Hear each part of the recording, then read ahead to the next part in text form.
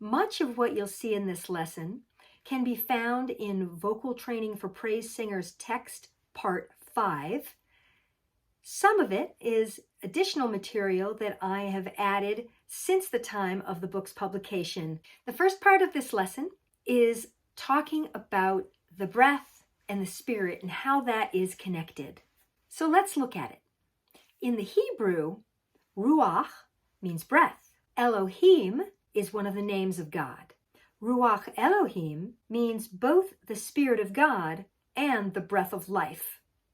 So notice how these things are interchangeable, the Spirit of God and the breath of life. In the Latin, spiritus means both spirit and breath. This is borne out in the scripture. In Job 33:4, it says, "The Spirit of God has made me. The breath of the Almighty gives me life." The breath gives me life. Look at that combination between breath and life. In 1 Corinthians 14:15b, it says, "I will sing with my spirit, and I will also sing with my understanding." So we breathe when we sing, but we sing with our spirit. Let's continue this thought. The world was breathed into existence by God. He breathed life into dry bones. The scripture is God-breathed. There is power in the breath of God. Is there also power in your breath? In your spirit? You are the vessel of the living God.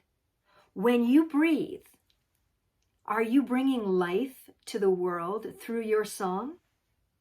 I think you are. So that makes our role as worship leaders and as Christian artists very important, because we're not just bringing miscellaneous music to the world.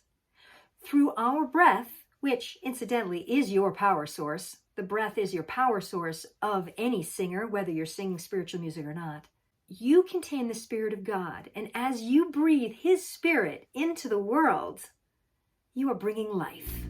You are music, you are love, you're the beauty almost passed by.